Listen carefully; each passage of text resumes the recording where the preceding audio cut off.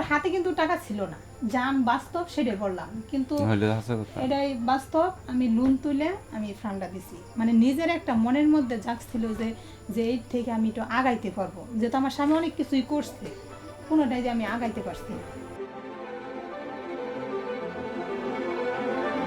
মানে অনেক কর্মই করছে, যেমন ধরেন গাড়ি প্রথম অবস্থায় এই যে টেম্পো, আগে কিন্তু টেম্পো ছিল, টেম্পো কিনছে, সে জায়গায় ধরা পড়ছে। আমি ওই মনে করে ধরা খাওয়ার পরে আবার কিনলো দুটো অটো, এই যে বর্তমানে যে অটো চলতেছে বড় অটোটি, এই দুটো অটো কিনছে, নিজেও চালাইছে, একটা ভাড়াও দিছে, কিন্তু কেন ইঞ্জিন জিনিস সবারই সয় না, আপনার দুটোটাই নষ্ট হয়ে যায়। আজকে যদি 500 টাকা কামাই করে দেয়, যার 200 টাকা লাগে, 700 টাকা আমার ওই অটোর পিছনে লাগাইতো, পরে এটাও বাদ দিয়ে দিল। তো দুজনে পরিকল্পনা করলাম যে একটা ফার্ম দিই। ফার্মটা আমরা দিচ্ছি লোন তুলেই, এটা আমার হাতে কোনো ইনকাম ছিল না। বিয়ে হয়েছে 21 বছর। ছোটো ফ্যামিলি না, আমার ফ্যামিলিটা একটু বড়, যেমন সন্তান চারজনরে লেখাপড়া খাবার দাবার সব কিছু দিয়ে সেটা মানে আয় নাই, কিন্তু তারপরেও বেটার যে ঋণ যাতে না করতে হইতেছে।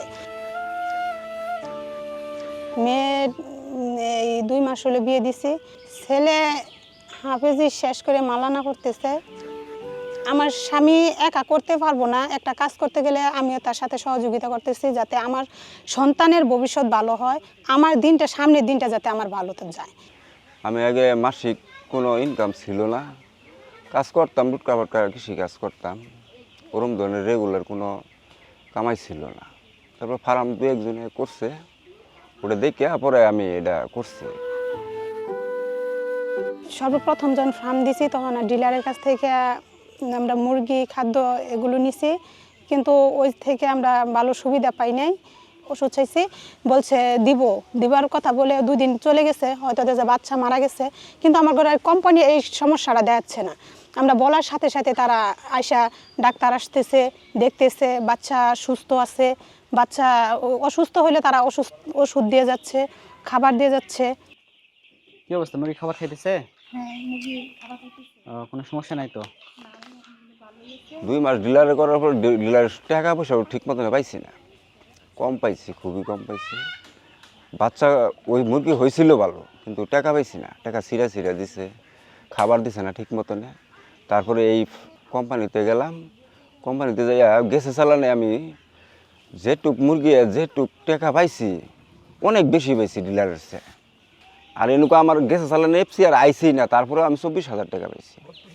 তারপরে মুরগি কম, 200 কম, তারপরে বাজার নাই, মুরগি হয়েছে না, যত্নের সমস্যা হয়ে গেছিল আমার ব্যক্তিগত। মুরগি আমি তো কইছি যে আমি আসলে আমি নিজেই গাছ ছাড়িয়ে দিয়েছিলাম যে আমি টাকা পাইতামই না, হয়তো 10-12,000 টাকা, মেনু পাইছি 24,600। আমরা যদি প্রথমে কাজে কোম্পানি ঢুকতাম তাহলে হয়তো আমার মনের মধ্যে একটা খটকা থেকে যেত, কিন্তু আমরা তো ডিলার করে নিচ্ছি, ডিলারের কীভাবে কীরকম লাভ পাই এটা কিন্তু আমরা সেই জায়গা থেকে বুঝে নিচ্ছি। আর এখন ডিলারের থেকে আমরা এখন দেখতেছি কাজী কোম্পানি অনেক ভালো, যে অনেক কীভাবে ভালো, সে জায়গায় আমরা পরিশ্রম করছি, এই জায়গায় কিন্তু পরিশ্রমই করতেছি, কাজে কিন্তু আমরা এমনিতে টাকা দিতেছে না, কিন্তু পরিশ্রম ওই জায়গায় যে পরিশ্রমটা করে যে মুরগিটা ডিলারে দিছি, ওই মুরগিটা যদি আমি কাজী কোম্পানিরে দিতাম তো আমার প্রচুর টাকা পেতাম।